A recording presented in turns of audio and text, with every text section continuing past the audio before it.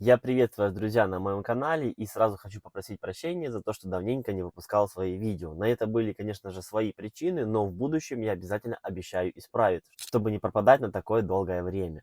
Но в сегодняшнем видео я хочу поделиться ситуацией, которая произошла со мной, с моим автомобилем, с моей Сонатой Hyundai LPI, кто еще, может быть, вдруг не знает. А случилось то, что у меня автомобиль сломался и нужны были какие-то в него вложения. Да, спустя почти 3 года я почти в автомобиль ничего не влаживал, там малейшее такое было обслуживание, но теперь у меня вот потребовала машинка таких более-менее, ну, я бы не сказал, что больших, но все-таки каких-то финансовых вложений. И в этом видео я хочу, конечно, рассказать, как это получилось, что именно я сделал, как я это делал и где я это делал. Поэтому будет 100% интересно, не переключайтесь, а наоборот, я хочу просить, чтобы вы поставили палец вверх под этим видео.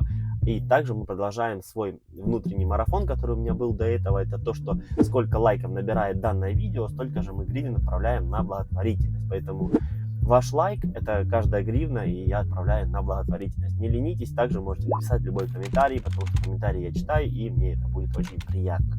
Но случилось у меня с Сонатой что? Заехала как-то на шиномонтаж, было пробитое колесо, и пока вместе шиномонтажник работал, делал колесо, автомобиль же был поднятый, руль был вывернутый как раз в этот момент, и мне что-то захотелось как раз посмотреть, ну, походить возле автомобиля, посмотреть вообще на него.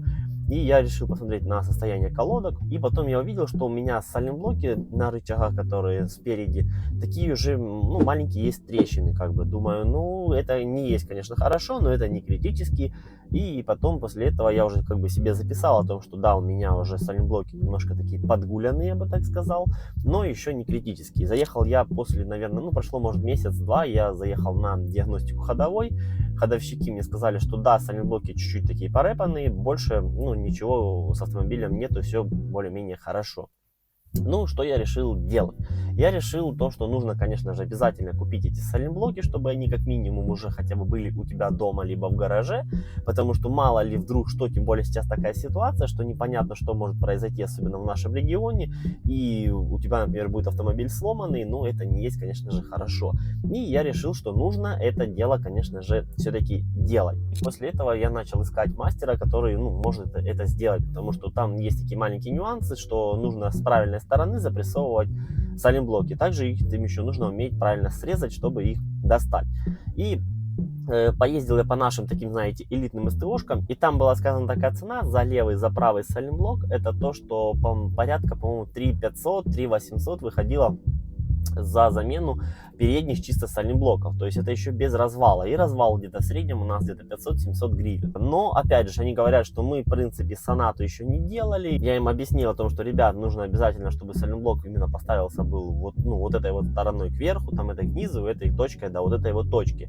Они мне сказали, ну, возможно, короче, мы, ну, озвучили мне такую цену, и я уже понял, что что-то здесь, короче, нечистое, и мне как бы не хотелось к этим ребятам обращаться. И у нас за 60 километров от моего города есть еще официальный дилер Hyundai Kia, и я решил заехать к ним, как бы спросить, делают ли они такое на LPI автомобилях. Ну, в принципе, LF-ки они по-любому делали, но я думаю, знаю за LPI автомобили. Заехал я до них, как раз рядом был, узнал, они сказали, да, вопросов нет, мы это можем сделать, но только нюанс того, что запчасти вы покупаете сами, потому что мы с корейскими автомобилями, которые были для корейского рынка, мы не работаем с запчастями, не покупаем, потому что мы не даем никакую гарантию, потому что как бы они мне объяснили, что эти автомобили по их базе, по ВИН-коду не бьются, какие были запчасти, какие нужны запчасти. Но я сказал, ну, типа, вопросов нет, у меня уже передние сайлентблоки есть, все будет хорошо.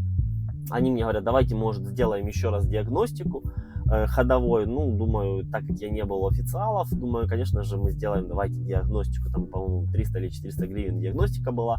Отдал автомобиль на диагностику, у меня уже запчасти лежат в автомобиле, думаю, все, сейчас уже сделаю. После диагностики они мне еще сказали, что нужно обязательно поменять сайлентблоки на продольных и развальных рычагах, потому что они уже тоже в таком плохом состоянии. Говорят, так как вы уже будете делать развал схождения, то есть мы будем разбирать вам, в принципе, как бы переднюю часть автомобиля, задняя нам никак не влияет, но развал мы будем делать, развал стоит по 700 гривен, говорит, и лучше бы, конечно же, поменять было эти сайлентблоки. Но у меня именно задних сайлентблоков не было в наличии, я, конечно же, взял сначала и попросил, говорю, ну закажите вы с LF обычной, говорю, как бы по вин-коду саленблоки и, ну, давайте работать, давайте. Они говорят, не-не, мы так не работаем. И там есть такой прикол, когда я саленблоки с продольных рычагов, и там есть именно отличие левый, правый. И в чем самый такой вот, я не знаю, почему именно в Sonata такой вот парадокс, я не знаю, как, конечно, на Kia такая же самая, по-моему, фигня, это то, что правый сайлентблок стоит дешевле, чем левый. А чтобы вы понимали, разница там порядка, 1000 с чем-то гривен. То есть правый сайлентблок выходит, по-моему, там 1050 гривен, а левый 200, 2200, по-моему, выходит. Ну, то есть по вин-коду мы бьем номер запчасти, у них два разных номера запчасти, левый, правый. И прикол в том, что они как бы разные. Я с таким столкнулся впервые, потому что я думал, что всегда ходовая у тебя отзеркаленная, то есть там, да, понятное дело, что стойки не будут отличаться по креплениям, ну, думаю, саленблок, ему какая разница, типа, как он будет, ну, с откуда проушины будут идти, а как оказалось, вот на Сонатах есть разница правый, левый, кто еще не в курсе, обязательно себе это запишите, ну и, впрочем, я, в принципе, все номера запчастей, я как бы вам в этом видео напишу и... Конечно же, наверное, лучше я напишу их в комментариях, потому что, ну, легче будет скопировать вам этот номер запчасти и вбить его, конечно же, в поиск. После я перерыл кучу интернет-магазинов, не хотел я ни в коем случае покупать какие-то аналоги, хотя там рекомендуют ставить CTR, потому что CTR это как бы тоже комплектовал свои, ну, как запчасти, комплектующие официально на завод Hyundai Kia. Ну, мне как-то вот хотелось, чтобы у меня было именно оригинал, потому что саленблоки рычагов это такое дело, что, ну, мне хотелось, чтобы оно было оригинальное. Я не помню, за какую цену нашел саленблоки, но я здесь сейчас где-то выложу фотографию, скриншоты с чеков, где, почем я что покупал.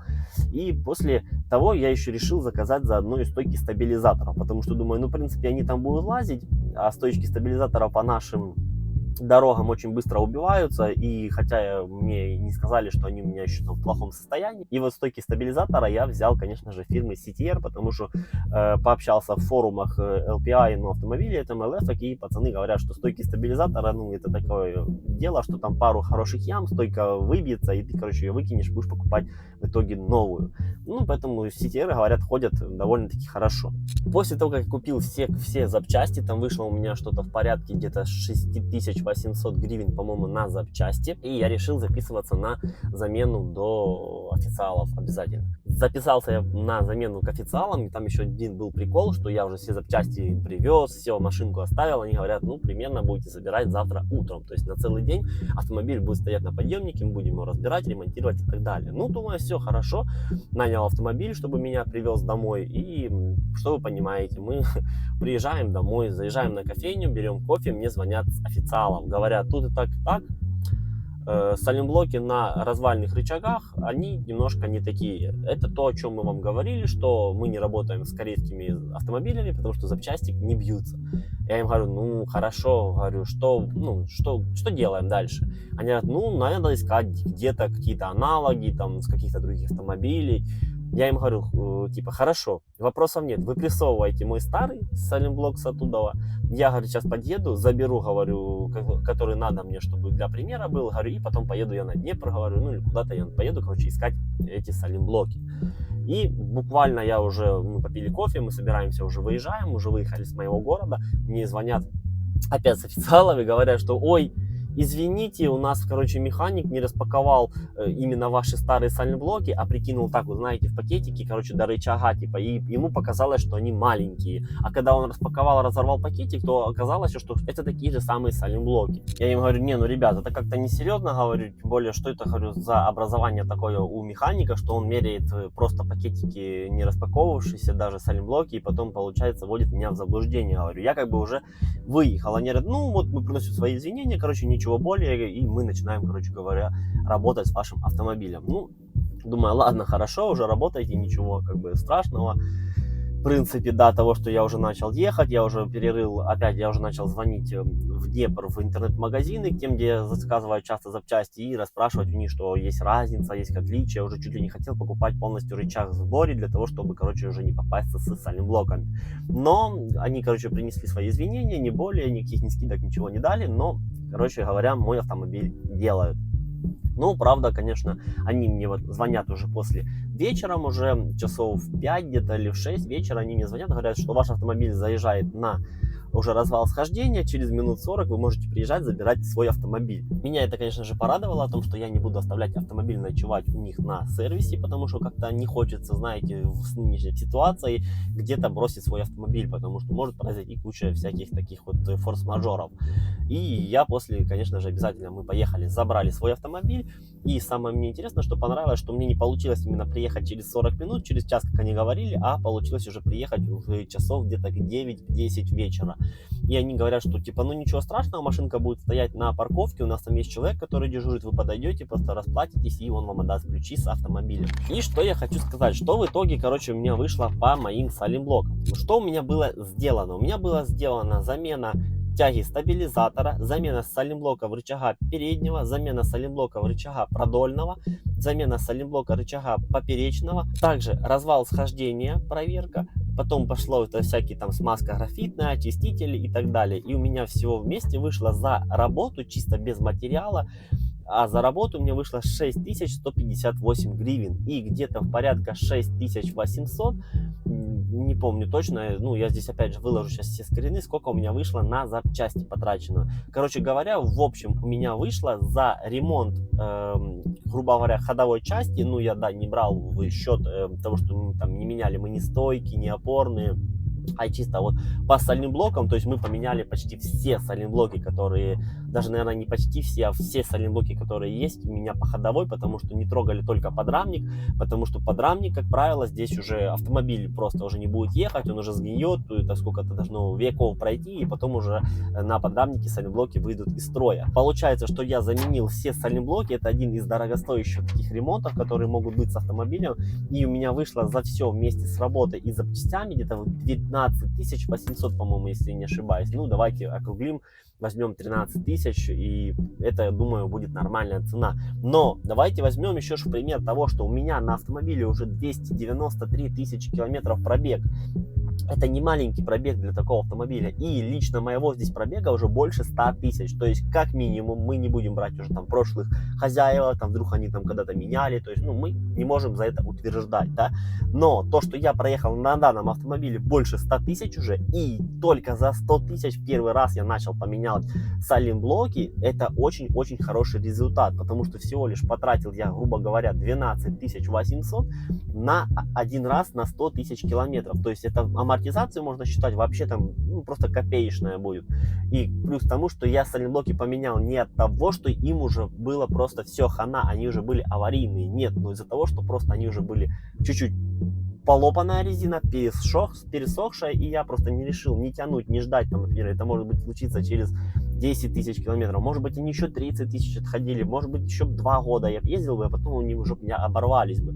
Поэтому, ну, я это уже сделал в данный момент сейчас, потому что свой автомобиль я стараюсь обслуживать, что вот малейшая какая-то неисправность есть, все, я ее должен исправить, потому что у меня машинка должна быть всегда на боевом ходу, всегда должен быть почти полный бак, чтобы ты в любой момент мог от кого-то уехать, либо за кого-то догнать. И вот я ездил с этими, как бы, такими полопавшими сайлентблоками, да, ну, пересохшимся, но я как-то бы в ходу сильно не ощущал о том, что что-то у меня по ходовой не так. Но после того, скажу я вам сразу, что когда я забрал автомобиль с ремонта, то есть уже с новыми сайлентблоками, и когда я уже выехал на трассу, и я, знаете, стал замечать, что автомобиль стал такой взбитый, то есть, как бы, ну, можно сказать, он такой собранный, то есть, когда ты так резко вильнешь рулем, у тебя, получается, автомобиль прям так четко повторяет траекторию, то есть он так раз и сразу возвращается. А до этого у меня было такое, ну, малейшее подгуливание, то есть ты вильнешь рулем, она так раз, чуть-чуть, знаете, как холодец, и потом раз возвращается. Ну, как бы, опять же, это не можно так сказать, что она прям была таким холодцом, нет. Ну, просто, как бы, это стало мне сразу же ощутимо. Ну, много кто сейчас может сказать, что, ой, нет, это у тебя было самовнушение, это, короче, ты просто ничего не поменялось, ты просто себе внушил. Ну, возможно, но я до сих пор, когда езжу, я уже примерно, особенно на таких маленьких неровностях, где-то на таких перевалах, где нужно одно колесо, например, завалить или второе, то ты, как бы, ощущаешь, что у тебя автомобиль такой собранный, то есть он такой сбитенький, классный классно. Мне понравилось теперь, как работает у меня ходовая. Хотя для этого я тоже не мог сильно до нее придраться. И теперь я могу с уверенностью сказать, что у меня автомобиль полностью на полнейшем ходу. Здесь ничего вообще мне не нужно сделать, потому что, ну, все, что я тут сделал, мне тогда чуть-чуть загудел подшипник ступичный, я его же сразу же поменял, сразу же все сделал. После того я вот из ремонта это я сделал, что поменял одну катушку зажигания, потому что она бывала время от времени, выскакивала у меня ошибка, пробои по первому цилиндру. Я в итоге купил новую катушку, поставил, все, я забыл, я уже 15 тысяч проехал, все, у меня нету теперь никакой ошибки с этим.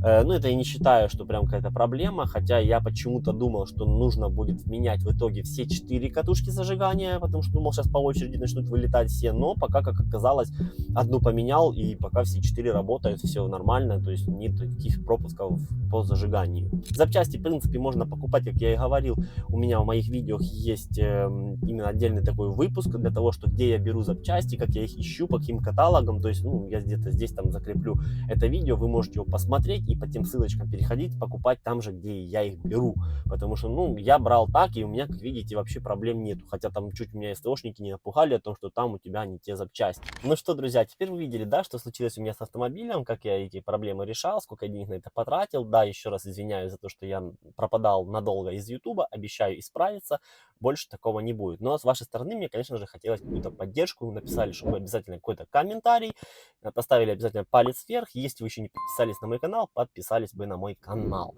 Поэтому у меня на этом все. Всем спасибо за просмотр. Всем пока-пока. До скорых встреч.